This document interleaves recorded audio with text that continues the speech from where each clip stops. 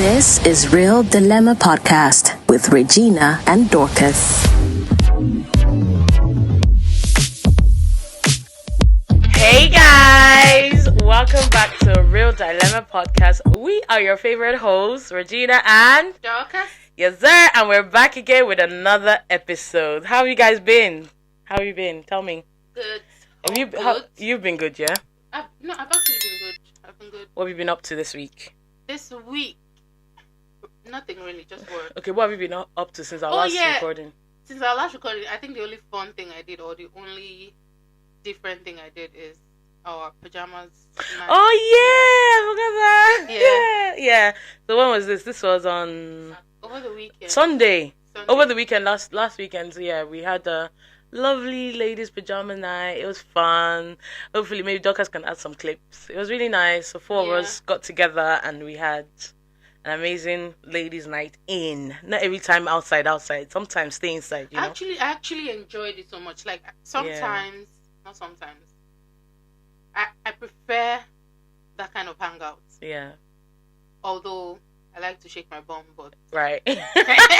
But sometimes it's nice. It's quite wholesome when we're like together and we're talking and whatnot. It was fun. Then you guys, have you ever seen a group of women that hang out, like and chill and watch movies? Guys, let's not even get into it because we'll be here forever. Because to be honest, I really wanted us to watch a movie because the aim was to have a pajama night with popcorn and movies and everything. But these ladies, and I'm pointing to these two ladies in this studio right now, we're not gonna watch any movie, and they succeeded, to be honest. So yeah, I just knew there was no way it would happen. You're having fun with your girls. You're having fun with your girls. There's no way you're watching movies. Fair enough. But I still want us to achieve it. But guys, another thing I wanted to say about that night is, I know on this podcast we've said it that Regina is a latecomer. Regina is late. They accused me. But guess what, guys? One thing I've come to realize in this friendship circle, these two are always late when it's time to hang out. Okay. Fair enough, I can be late for the podcast. You can be late for everything else apart from hangout. Anything that has to do with fun, Regina is always on time. I'm always on time. But Dorcas, she'll be the one to say, okay, let's meet at. She will not call me maybe an hour to. Are you sure we should still meet at? Because at the end of the day, you know you're going there to have fun. So it's like, what's the rush? That's my mindset. We might as well start early and start vibing. Regina. When anyway, you hang out, I like enjoyment. Tell her so 6 o'clock. Regina is there 5:55. She left us behind yes, because I she did. wanted to go there early. Yes, I did. What difference did that make? It didn't make much difference, but at least we were there on time. We were already I don't know. I just like to be there on time. With important things, work, you want to go late. Very true. Podcast, you want to go late. Do you go early to church? To church. Thanks to your husband, maybe. Yes, yeah. We would go early. We'll be there on time. But if it's just me going, I'm always late. Be the judge, guys. Anyway, so guys, how have your week been? Let us know in the comment section how you've... What have you been up to? So over the last couple of weeks, it's been a bit, up and down. I had a loss in the family. Well, we had a loss in the family. Oh, yeah. Yeah, we lost my father-in-law, which is sad. It's really sad. And but it's all right. We're sort of pushing through it. But it's just been a lot. But one thing I wanted to talk about that actually quickly is about siblings, right? I was thinking about it the other day. I said I'm gonna mention it. Have you guys ever realized that your husband's family, do they like bicker and fight a lot? Well, your husband is only him and his sister, right? Yeah. Does your husband have a big? So my husband has a big family, right? Siblings, a lot of them, and so 1 minute they're bickering. And when they bicker, right, or when they're fighting, right, or arguing or whatever, to me, I'm thinking, geez, this is a lot. Like, guys, calm down. Oh my God. Like, some of the things that's being said and stuff, it's like, oh my God. I'm telling you, the next second or the next day, they're laughing together. That's how it is, though. Do you know? And I realize that, man, when they say wives or partners, don't get involved with your second half or your other half's issues with their family. Siblings, especially siblings. Don't get involved, really. Because you see some wives trying to interject and da-di-da-di-da. But I really realize that there's no point. No, because the way they settle is, to me, is beyond me. I'm like, it happened recently, and my brother and one of his siblings had an issue, and they were like, I said, did I say my brother? Yeah. Sorry, my husband and one of his brothers had an issue, and they were like going at each other, and I just literally just. The next day I came back and they were having a group chat, and all they're like, oh yes, I'm thinking, yo, did y'all not just fight yesterday? Yeah, that's how it is. So imagine I'm that wife that is like, tell him, don't do this and da. You just be caught in the middle. There's no point. Oh my gosh, I wanted to just link it to P Square and their wives and the fights. Yeah. I feel like at some point the wives got involved. They got really messy. Like, as wives, just stay out of it. Yeah, because I think that's when it gets extreme, or when it extends. Bigger than what it actually is. That's exactly what I was trying to say. It gets bigger than what it actually is. Just like with your kids. Yeah. See them fighting the second, tomorrow they're good. Yeah. So it's like, I mean, if there's any advice, if you're a wife out there or anybody really, don't get involved in family drama. If you're siblings not, if they've not, siblings, don't don't get involved, because trust me, they'll settle. Of course. And children, when your children are having issues, don't let them fight it out. They'll be fine. Yeah, 100%. Most times they're fine. 100%. But yeah, that's all. So that's what I've been up to. The girls' night, work, same old. Same old, yeah. Right. Let's get into word of the day. Yes, sir. We'll start the episode proper. I have a slang. Okay. You want to go first, or should I? Okay, I'll go first. Okay, My word of today is actually a word that is used a lot, and it's integrity. I don't know. Have we had that word before? It's a very commonly used word. Yeah. But it's a deep word. Yeah, very deep. So yeah, guys, it's integrity, and I'll read what it means. Oh my gosh! Why are you getting emotion?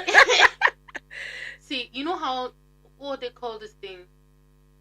There's this syndrome where you feel like an imposter. Imposter syndrome. Imposter syndrome. Sometimes I want to be honest on this, but sometimes be honest. I feel that way. Sometimes I feel like I judge myself, or I fault myself for not having integrity, just because sometimes you say you won't do something and then you end up doing it. And as humans, you're like hard on yourself. Yeah. So I don't know if it means that I don't have integrity, so because I keep going back on my word per se, but yeah, I don't know. So I feel like with integrity, if you have this another word I had actually was accountability. So they kind of they relate, their family members. So like if you're accountable because you look back and you're like, I didn't display integrity in this scenario. Yeah. For me, is where you have people that are not they're not integrity. They don't have integrity, and then they're not even accountable. It's like they don't even see the fact that they never keep to their words. That's where I have an issue with people like that. Okay. Do you get where I'm coming from? I call myself out though. Yeah, and I recognize as we should all should, because we're all not perfect. We all make mistakes. We've all said certain things that we'll never do, or we'll say we've said one thing and then life happens and things change. So that's fine, but it's just owning up to what you've done and being accountable to it. I think that's right. That's the balance. Let's hear the meaning for those of you who don't know what that word is. Yeah. Integrity. So the definition of integrity is doing the right thing even when no one is watching. So that's T. Clock it. So yeah, that's the definition I've got for it. So doing the right thing even when no one's watching. When no one is that's deep.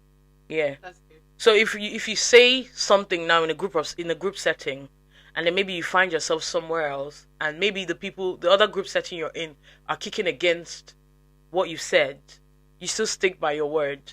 Okay, do you get what I mean? Okay. Like, in that stick case, by, especially if it's something to do with, the truth, well, your truth or whatever. You stand by, don't now start switching sides, all because you're now with, if that's that sort of thing. Well, that's my understanding of it. If that's the case, I was just thinking, saying I won't do something, like, how sometimes you can be hot-headed and stubborn, and then you get called out for something, you're like, oh, I won't do it again, but then you do it. No, that's it's a form of having integrity. However, I think it's deeper when with integrity is like, I'm promising you something now, and then I see someone else now, and I'm like, no, I did it, or I'm telling you something, and then I see someone else and I change my mouth.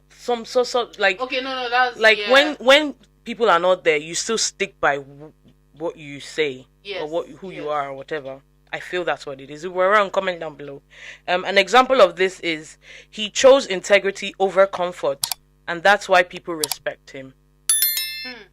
Integrity over comfort. Over comfort. Yeah.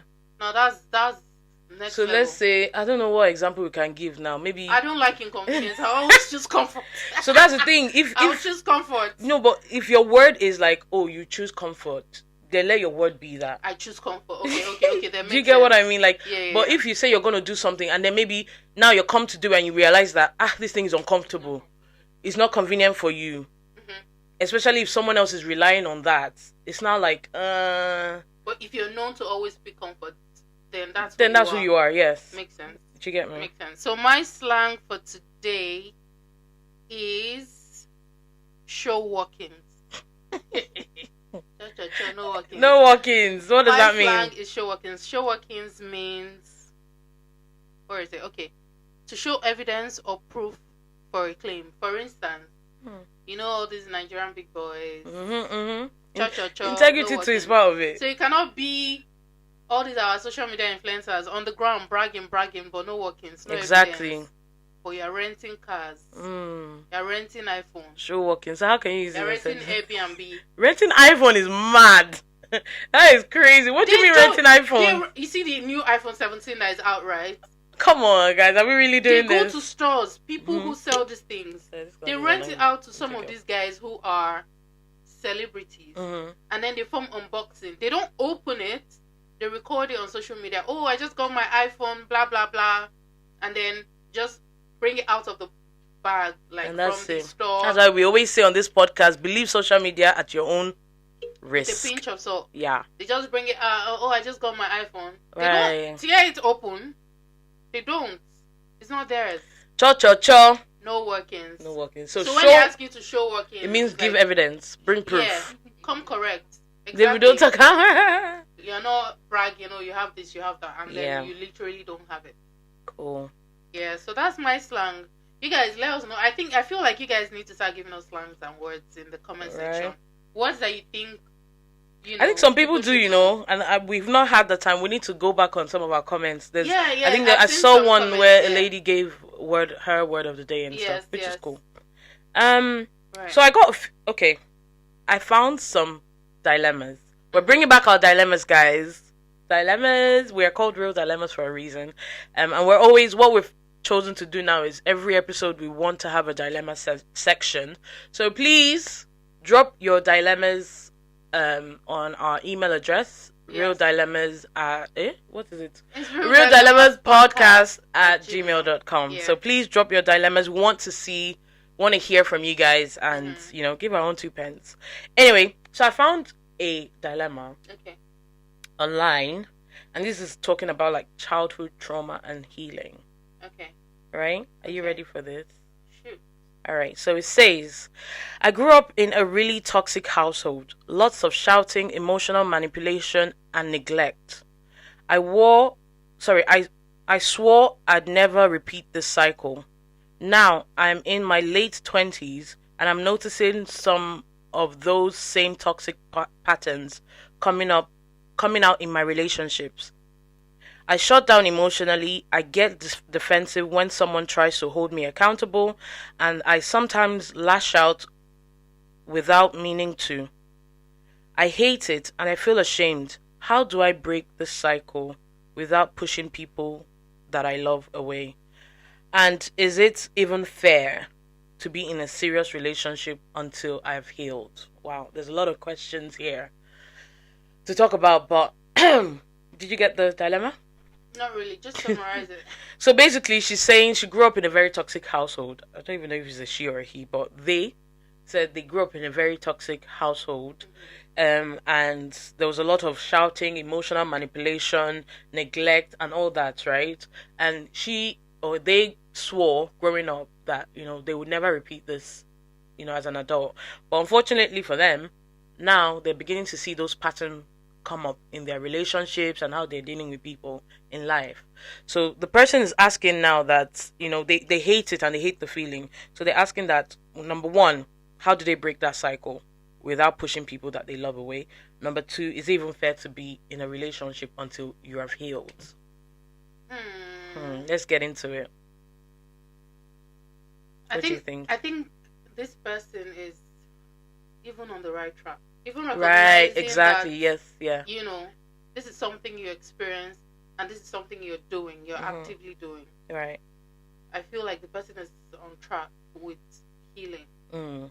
Whether or not they've made the actual steps to heal now is what. But you know how people say, go and heal first before you get into relationships and stuff. How do you know what to heal from if you don't go through it? I think this is how you know. Because for me, if I'm to advise her on her second question, which is, should people even be is it fair for someone to be in a relationship, until you've healed? I feel like I won't say you shouldn't be in a relationship until you've healed. What I would say is, once you've recognized that you need healing, you need to sort of either step back from being in a relationship, or if you're lucky enough to be with someone that is understanding, then work through it with the person. Do you get where I'm coming from? But I feel like that healing is very necessary once you've identified that you need it, which this person has. Do you get where I'm coming from? Do you get it? What are you thinking about? So, I agree with you. Okay. I feel a but coming.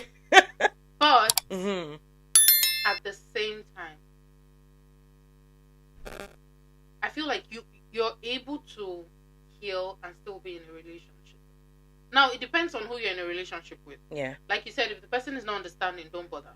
Yeah. But if the person you're in a relationship with is understanding, I feel like you can be in a relationship and heal through. Definitely. That's what I mean. Because even the person is not perfect. Everybody's healing through one thing or the other. Just like we were saying the other time when we had our conversation. We said, you go through stuff as a child, you become a parent, and you try not to pass down the same experiences just so you don't traumatize your child, right? But then the memories and stuff and things you're trying to create, the experiences you're trying to create for your child or your children, at some point when they grow up, will recognize some things that maybe are not necessarily good, that they wouldn't want to also pass on to their own kids. Yeah. So it doesn't stop. Yeah, it's a cycle. Yeah, I believe that everyone has some form of trauma, good or bad. Whether you came from a good home or a bad home, there'll be something that you've seen that, is some form of trauma. It might have not even been with your parents. It could have been with extended families. It could have been with it could have been with even friends that you grew up with. Things like that. Everything shapes us to be. Did you have any? Do you have any childhood traumas? Let's get real. Let's get deep. Do you have any? I know she does, right? Hey, mommy. My mom watches this spot. So the only thing not the only thing. Of course, there are a few things here and there.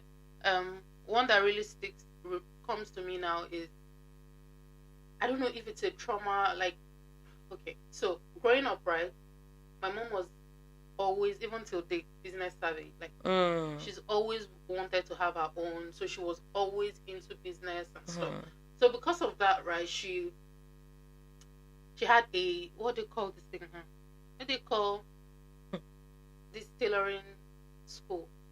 Tailoring school. Oh, apprenticeship. Tailoring school. Yeah. Tailoring. Okay, yeah. So she went for it. She graduated. She became a fashion designer. They call it fashion designer now, but she became a tailor. Yeah.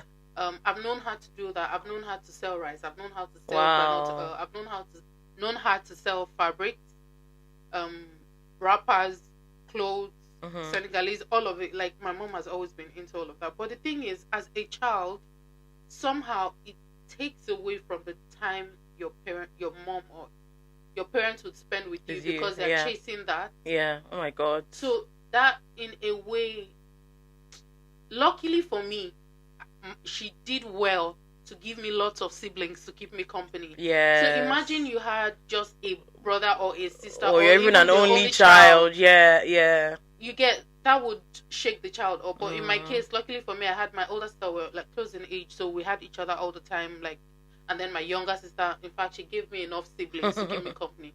But because of that, she wasn't necessarily always around. So is that why you are now very like? So I feel the need to always be around. There. Oh no, I'm getting to know you. So that's like the negative trauma from that. Right. But the positive trauma from that is, I don't know if it's a positive trauma, but the one thing I feel like that has helped in shaping who I am is made me also now want to do things for myself. Yourself. Yeah, because I saw her do things for herself. No matter what, yeah. No matter what. So it's like, well, at the same time, now I'm struggling with, wanting to do things for myself, shoot the podcast, go to work, hang out with my friends, and still be there for the kids, and not traumatize them in that. So you're still trying to figure it out, I'm still which your mom was even probably trying to figure it out then. That's what I'm saying. Do you get what I mean? My child will grow up and probably want to try to figure it out. Yeah, so yeah. When does it stop? So it's a cycle. It's a cycle. Because even hearing you say this, right? I'm literally just picturing myself, and I'm in that phase now of feeling like I'm not creating that much time. Thankfully, I'm with someone that is very very present, right? And I remember my son would say, "Oh, Mom, I don't want you to go to work today." You see that? It breaks my I'm like, boy, you don't know nothing. I've even said it to him. I said, if I don't go to work, I'll be able to buy you all these things that you want. Yeah. Oh, Mommy, I want this. I want this. So I need to work to be able to afford it. And he's like, oh, okay. But God, I said, just keep praying to God that, He will bless us to the point where we don't need to be out and about every time, But I understand when you say... You say it, they hear it, they don't. They're not taking it. No, they don't. I'm just saying it so to give them a reason, But that reason, they will eventually understand when they become when they get older. Like how yes, I understand a lot of things now. Yes, yeah. That's wow. It's crazy. Yeah. Oh wow, that's like my mom back then. She would like get us ready for school. Mm-hmm. We would go to school. She would go to her business, and then by the time we get back, she wouldn't be home. She would come back maybe later at night. Oh. But we always had people in the house, like her sisters, my father's side. Like there were always people in the house. But at the end of the day, those people were not necessarily there for us. Like she wanted them to be there for us. Yeah. So because of that, she stopped the tailoring. She closed her shop. Oh. She closed it to be home. So she started a business that allowed her to do the business from the house. Yes. But the period where she was always going and would be by herself, not by ourselves, with our aunties that were not necessarily there. Before she got back, it was like there were times that I felt sad about it. Oh. There were times I never told her, even till now. Well, now she gonna hear it.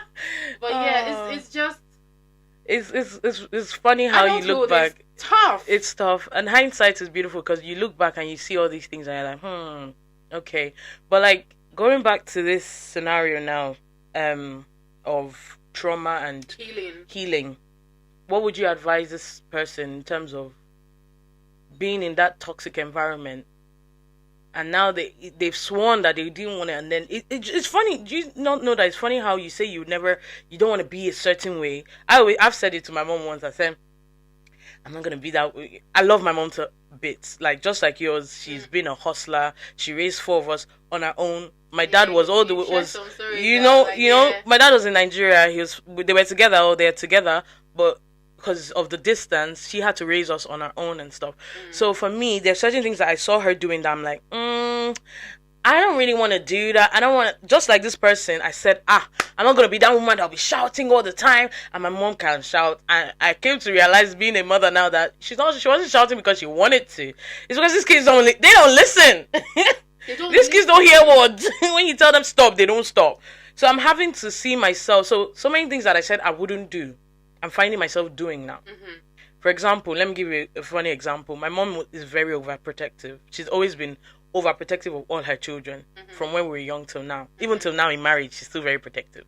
Anyway, I've always said to her, I'm not going to be that mom that would, my children is all that choke. My children. I want to see everything. I know everything. There was this time when my husband and I first got married. My younger brother came to stay with us for a bit. And then he went outside. He told me, he just wants to go out and play. And I'm like, oh yeah, cool, go. I didn't know when I found myself looking through the window to be looking for what he's doing. Where is he? And I literally caught myself in that moment. I'm like, this is what mommy used to do that. Yeah. Like that whole, is he okay? Is he safe? What is he doing outside? Who is he playing with? All those things. And those are the sort of things that I now realize that in as much as we say we will not be a certain way, there's this thing about motherhood that makes you be a certain way. It's not like that's who our parents were when they were younger. It just happened to, that whole nurturing side of them, that whole wanting to cater for your children. That's what makes them become, how they are. Yeah, helicopter parents. Yeah, that's wild. But anyway, back to this lady. So person. Yeah, in her own case, her trauma is coming from a toxic home, fighting, all of that. Yeah, I think she can heal without, getting with somebody But at the same time, you have to practice what you have learned from your healing sessions. And the only way to do that is to actively to be with someone. Or maybe practice with your friends first. Right. And see how you are. But it's a different setting when you're in a relationship. Yeah. But I think even with her, she said, they said that it's not just, they don't want to push away people they love. So it doesn't necessarily have to be like a romantic relationship. It could also be in friendships, like where you're getting defensive. Maybe your friend is telling you something and you don't want to listen. That whole defensive mechanism kicks in.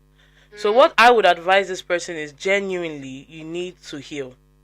How? Therapy, number one, if you can afford it. If you can't, because therapy is bloody expensive, by the way. We always shout therapy is expensive. So if you can afford it, that's great. If you can afford it, please go for therapy, because you need to work through your trauma. You need to work through your childhood trauma, because that's when you would get to a point of, okay, but like Dorcas said, you have actually started a good thing now by recognizing it, because that's always the first stage of any cycle, to first recognize the issue, and then you now know how to go about it. So work through it.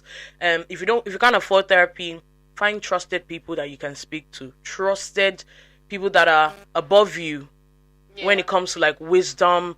People that are like, it doesn't even need to be, they don't need to be older than you, but if you have a friend that is wise, and you trust, find someone you can speak to about this trauma that can walk through it with you. Not necessarily your partner, because they're not always the best people to walk through your trauma with. So I'd say you should try and work through it.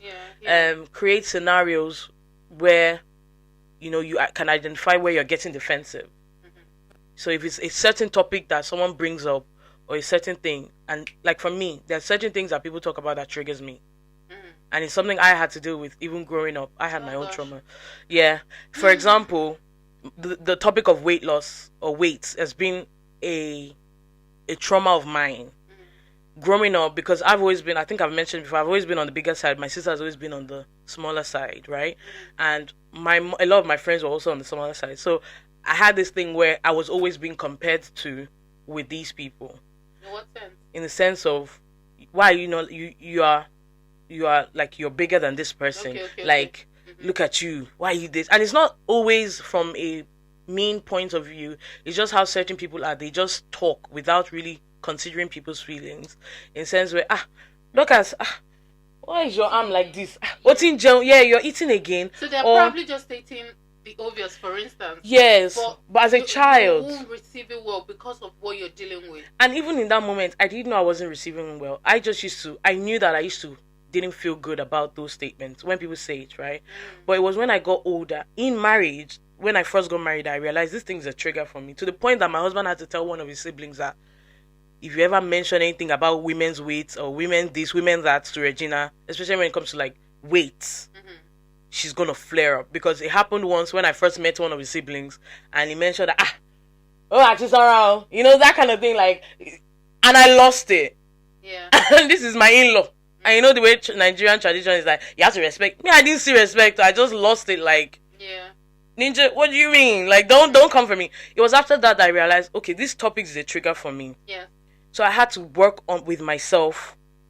Literally, I had to tell myself, come to a point of accepting the fact that it doesn't matter. Things happen. See, I'm proud of us. You know why I say this? Because a lot of things that we do wrong, we recognize what it is. Yeah. And we know that, okay, this is a trigger for me. Let me work on myself. Yeah. There are so many people walking around on this planet. Oblivious. They do, like, red flags dangling on top of their heads. Even you, when you see it and you call them out on it, or just, bring their attention to it. No! What do you mean? You don't understand. And it's like, Ninja, I'm only just letting you see yourself. I'm letting you see yourself because I see you. Yes. We've been friends for a while. This is a pattern. You've done this on this occasion. You've done it. This is what you do. Take a step back and recognize, okay, I actually do it. Exactly. How can I be better? Exactly. So yeah, it's wild. That thing blows my mind, and a lot of people have come across in the last couple of years. That's what made me realize a lot of people don't reflect on their actions. They don't see themselves. They don't see their flaws. What is a trigger for me? What is a trigger for you? I'm just thinking. So recently, or today, now that we're talking about it, something happened before I came here on the couch. Ooh. And then So with my husband, when he says something that is like a trigger for me, or I'm not receiving well, immediately he says it, I just shut down. And he's talking, I'm not responding, I'm just quiet. When I shut down, it's not because I'm not trying to have the conversation. He was asking me, he was like, you've done this, why don't you say anything when I'm talking about? And then I was like, I'm processing what you said.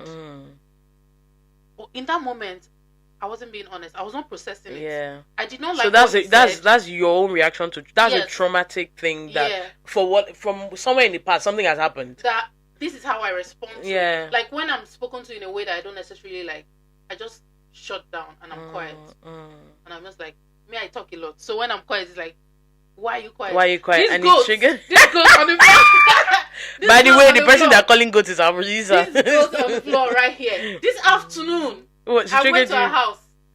And she just came at me because I said... What did you do? I walked into her room, right? She was using her phone. And then I put off the lights. And then she was like, put on the lights. I can't see. And I was like, you're using your phone. Like, increase the brightness or something like that. Then she said... What's wrong with you? She said shouting at me. He said shouting at me. So what's wrong with you? He said walk on your Oh, you said you could not see. Yeah. So and I said, then you need to walk on your sight because she uses glasses. What do you mean walk on your sight? So she uses glasses, and the thing is, once you start to wear glasses and you wear a lot, you become dependent on it. Yeah.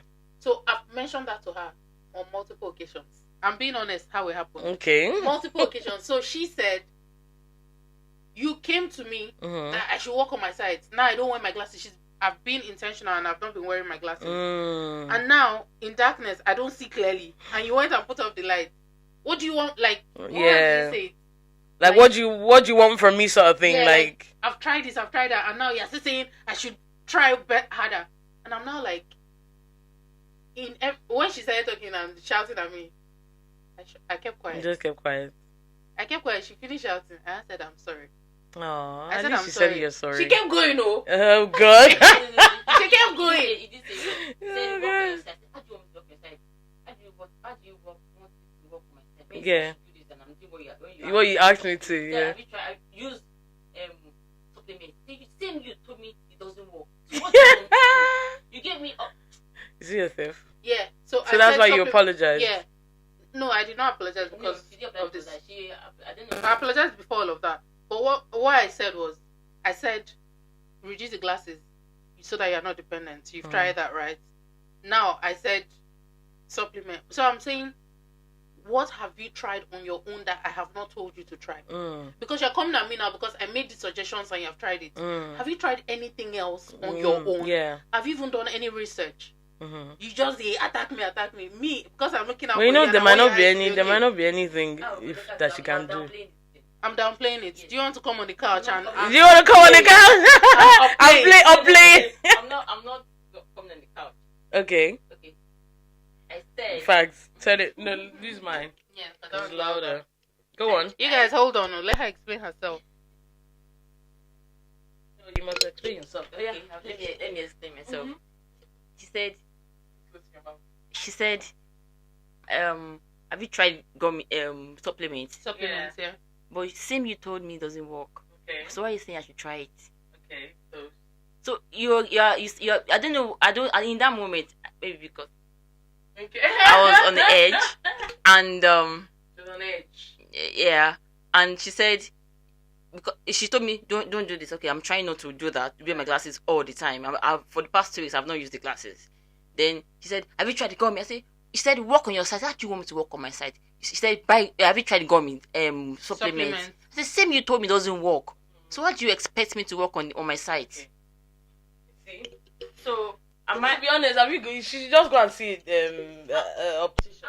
She has seen an optician. There might not be anything to do about it. The whole issue here is how she the outburst. Okay, yes. But yes. Because like she said, she said she was on edge. Okay. So that's probably why. I did not in that moment I wasn't thinking about why she reacted that way. Yeah. But I knew she reacted that way. Yeah. And I just apologized. Yeah. So when things like that happen, after I apologized, I kept quiet. So I just shut down because I've heard something that I don't like, and I feel like To be honest, I don't think it's necessarily a bad thing. It could be like a trauma response, which is fine, which is something that you can look at a later stage. Like look at your like what has happened that makes you react to certain things. Yeah. However, I feel like that is a better way to handle situations than people that will actually flare up. Which is I can be that in a scenario where I'm being shouted at. I lose my. If you're shouting at me, I hate when people shout at me. Just like you shut my mouth. Yeah, so she shuts down. Yes. But me, when people shout at me, I don't shut down. I'm loud. I'm shouting back. Do you know what I mean? And it's not. That's why I said that response might even be better than. I feel like it's better than the way I would normally. I would respond sometimes because it will escalate things. So now, yours would de-escalate things. Mine will escalate it. Do you get it? Why am I like that? So that's why I say you need to go and do And that why homework are you yourself. like that? I need to go. Me, I know why I'm like that. Why you respond with Because- shouting when you're shouted at? Yeah, because I don't like being shouted at.